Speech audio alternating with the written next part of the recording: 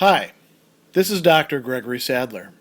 I'm a professor of philosophy and the president and founder of an educational consulting company called Reason.io, where we put philosophy into practice. I've studied and taught philosophy for over 20 years, and I find that many people run into difficulties reading classic philosophical texts. Sometimes it's the way things are said or how the text is structured. But the concepts themselves are not always that complicated, and that's where I come in. To help students and lifelong learners, I've been producing longer lecture videos and posting them to YouTube. Many viewers say they find them useful. What you're currently watching is part of a new series of shorter videos, each of them focused on one core concept from an important philosophical text.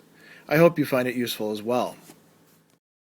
In his essay on 3 kinds of social intercourse, the French title of which is a little bit more short and direct, Les Trois Converse, Michel de Montaigne is going to focus on 3 that are particularly important for him and, invite us as the reader to consider what types of engagements are important for us. And I think we'll find some overlap between our own views and his if we are at all like him.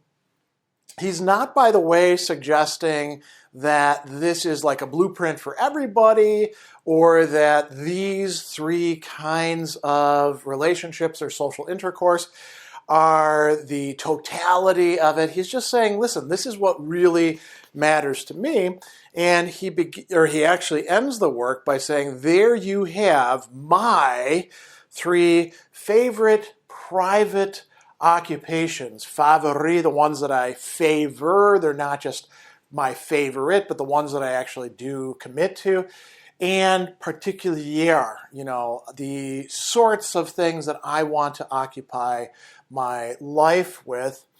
And he's going to, early on in the work, talk a little bit about how he's, in his own view, a little bit eccentric by comparison to other people, and he's going to talk about, training oneself and life being kind of messy and irregular. So, he says it is to be no friend of yourself and even less master of yourself than to be a slave endlessly following yourself, so beholden to your predispositions you cannot stray from nor bend them. You got to be somewhat adaptable to the circumstances that you find yourself in. And he also talks about, being on his own, thinking, and spending the time to engage in reflection with himself. And then shortly after that, he is going to tell us that, I've said a bunch of foolish things in my own time, just like everybody else. And then he says, to get on with what I was saying, this awkward complexion of mine. And awkward there is translating difficile, right? So he's a little bit more particular. He's not like a lot of other people that he's surrounded with. And he says that it renders him fastidious, délicat, a little bit, you could say precious when it comes to mixing with people. He says, I need to handpick my companions. It renders me awkward for ordinary activities. And then he's got this interesting discussion of common or ordinary people. He says, listen, we live with and deal with common people. If their commerce wearies us, if we disdain to apply ourselves to their humble common souls, and he points out their souls are just as good as anybody else's. And he goes on, he says, we must stop dealing with our own affairs and anyone else's. Both public and personal business involves us with such people. So he's not actually going to say, and that's, by the way, one of the occupations that I enjoy the most. At the end, where he was talking about, this is my 3 favorite ones, he says, I make no mention of the ones I owe to the world through my obligation to the state. So there's political things, there's also the day-to-day ordinary stuff, and that's not what actually gives Montaigne his enjoyment and zest for life. It's things that you have to do, right? So what are the three kinds of social intercourse that he really enjoys? Well, one of them is going to be friendship. So he says here, I am able to make and keep, that's a very important point, exceptional and considered friendship. So rar, right? Unusual, and esquisse, translating considered there. The friendships that really have a lot to offer. He says, I seize hungrily on any acquaintanceship which corresponds to my tastes. I put myself forward and throw myself into them so eagerly, I can hardly fail to make attachments and to leave my mark anywhere I go. And he says, I've often had a happy experience of this. And then he says, by contrast, in commonplace friendships, I am rather barren and cold, for it's not natural for me to proceed except under full sail. Now, he's not saying that all of us should be like this. He's saying this is the way I am. I have to throw myself into things. I have to commit myself. A little bit later, he's going to say, I would like a soul with many stories, one of which knew how to strain and relax, a soul at ease, wherever fortune led it, which could chat with a neighbor about whatever he's building, his hunting, or his legal action. And I take pleasure in conversing with a carpenter or gardener, right? I can hang out with all sorts of people, but, I also want somebody who's really there for me to engage with. Right? And then he has a short digression about women that we'll come back to in a bit. And he's talking about solitude. And he says, solitude is not a bad thing for us. But what I am really looking for are people who I can genuinely be there with fully. Right? He says, I am seeking the companionship and society of such men as we call honorable and talented. My ideal of those men makes me lose all taste for all others. It is, when you reflect on it, the rarest of our forms, and it is a form which is mainly owed to nature. What are we after in that? Intimacy of a sort, but he expands on what that looks like.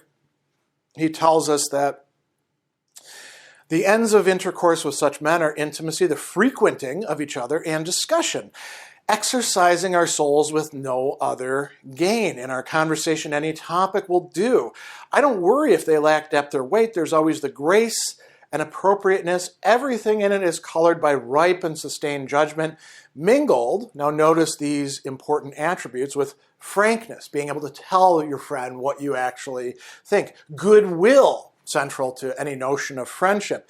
Gaiety, enjoyment, and affection.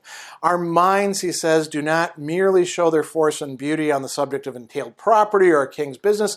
They show it just as well in our private discussions altogether.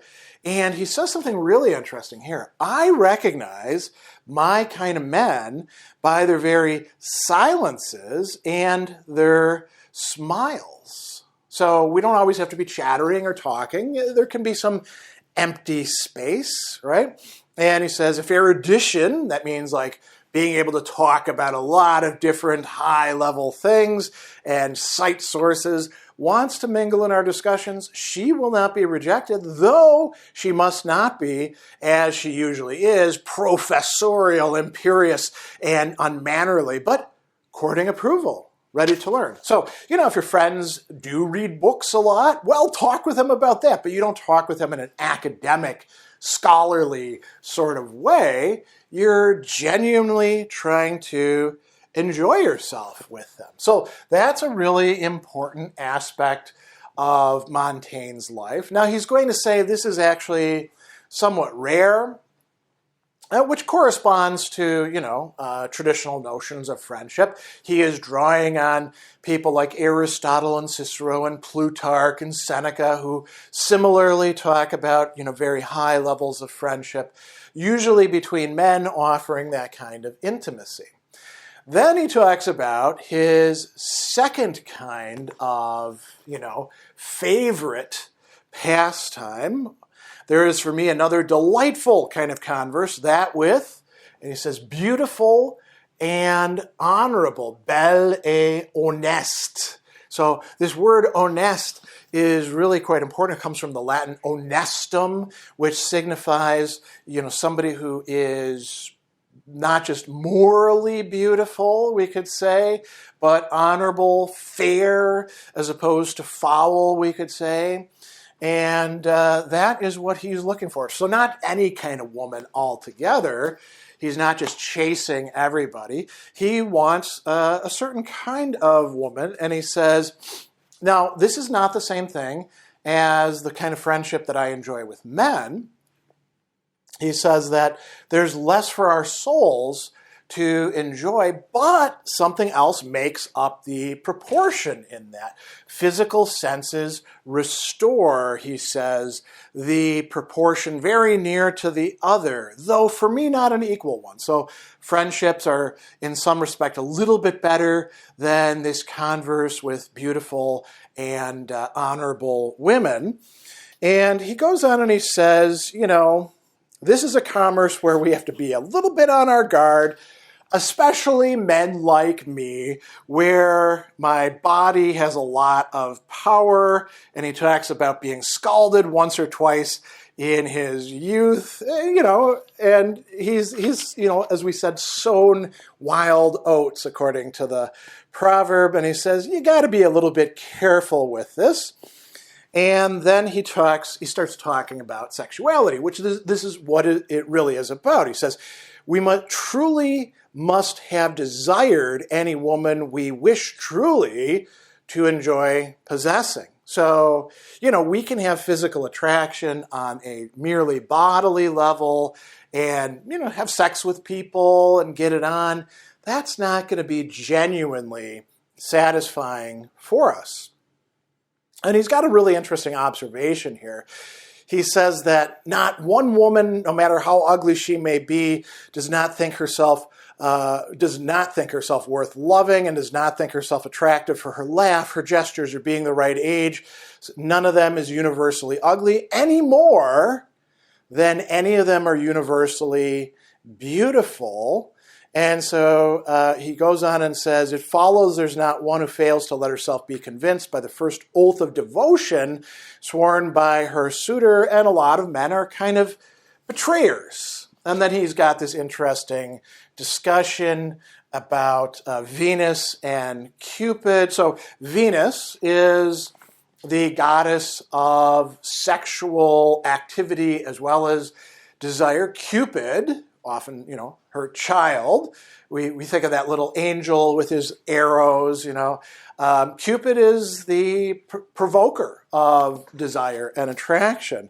So he says, as for me, I no more know Venus without Cupid than motherhood without children. They are things whose essences are interdependent and necessary to each other. So cheating splashes back on the man who does it. He doesn't get anything out of it. And he says that those who turned Venus into a goddess considered her principal beauty was not a matter of the body, but of the spirit. Yet the beauty such men are after, cheaters, is not simply not human. It's not even bestial. The beasts do not desire it so gross and earthbound. So just screwing to screw, right? To, maybe rack up a number of notches on your belt or bragging rights or just to enjoy somebody else's body. In a way, interestingly, Montaigne is saying, not even the animals are that low compared to certain human beings. And he gives a bunch of examples of how animals behave. And so he says that, I think about my own youth. I rarely went to prostitutes. Good idea, because that way I didn't get VD. But I also didn't want to just pay some money and have sex. I wanted something more out of this, a genuinely human desire and sexual love. And so he's going to say something really here. I set a high value on wit, provided the body was not lacking. If one of those two qualities had to be lacking, well, I'll admit in all conscience that I would have chosen to make do without the wit. It has use in other things. But where love is concerned, you can achieve something without the witty graces, but nothing without the bodily ones. But what he really wants is somebody who has a brain. Now, does Montaigne want the woman to be his equal in that? We see him a little bit earlier talking about what the education of women should be, not really matching that of men as far as leisured women. They should spend their time more with poetry, a little bit of philosophy and theology to keep them out of trouble, but they don't have to go quite so far as men, and they shouldn't really be all that involved in matters of state. So there is clearly an imbalance here on his part, but he's telling us what he thinks. Then we get to the third form of commerce, which is really quite interesting. He says the two forms of converse that we've discussed depend on chance and other people. The first is distressingly rare, right? Friendship. The second withers with age, so they could not have adequately provided for the needs of my life. He's writing this as an older person. What is the third form? Converse with books, which means converse with the writers of the books. But there's a sense that goes beyond this in a certain way. He says it's more reliable and more properly our own. Other superior endowments it concedes to the first two. Its own share consists in being constantly and readily available with its services. So even if we don't read the books, just having them and having them available gives us a certain kind of enjoyment and comfort. And he says, when I go traveling around, I bring books with me. And he says, all the profit I draw from books consists in experiencing and applying a certain proverb. And what is that proverb? No need to pity an invalid who has a remedy up his coat sleeve, a book along with them. And he says that I enjoy them as misers do riches. I know I can count on them whenever I want to. My soul is satisfied and contented by this right of possession. In war as in peace, I never travel without books. But days and even months on end may pass without using them.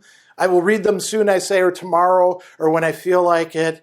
And he says the time speeds by and is gone, but it does me no harm. This is a harmless enjoyment. We could say tells us that it gives comfort and peace from the very thought that I can read this stuff when I want to. And then he talks about his library and how he has it actually set in a tower that he can withdraw to, and nobody really bothers him there. It's quite comfortable, and he's got all of his books, and he says that, he will sit there and read books, but he's not reading them, like a scholar who is trying to engage in some big project. He says, I can turn over the leaves of this book or that, a bit at a time, without order or design. Sometimes my mind wanders off, at others I walk to and fro, noting down and dictating those whims of mine that go into his essays. He also says there are some disadvantages to spending so much time with books. He says books do have plenty of pleasant qualities for those who know how to select them, but there is no good without ill. The pleasure we take in them is no purer or untarnished than any other. Now, that's an interesting point, right? So the pleasure that we take in books is no purer or less mixed with other things than the pleasure we take with actual friends, chatting with them, or, engaging in flirtation and spirited conversation, perhaps even having sex with beautiful and decent women, right? So they're all kind of on the same level. And then he says, reading does also have disadvantages, and they're weighty ones. It exercises the soul, but your body remains inactive and grows earthbound and sad. I know of no excess more harmful to me in my declining years, nor more to be avoided. So reading too much books, sitting in your chair, on the couch, whatever it happens to be, you got to be moderate in that. You can't just withdraw to your study or your library all of the time. You need to get some physical exercise because reading is a sedentary occupation, you could say. So Montaigne is going to finish by saying, well, there you go. Those are my three favorite ways of engaging with other people: friendship, the right kind of friendship, conversations, intercourse as well with beautiful and honorable women, and reading books, even just having books in his library or when he's out and about.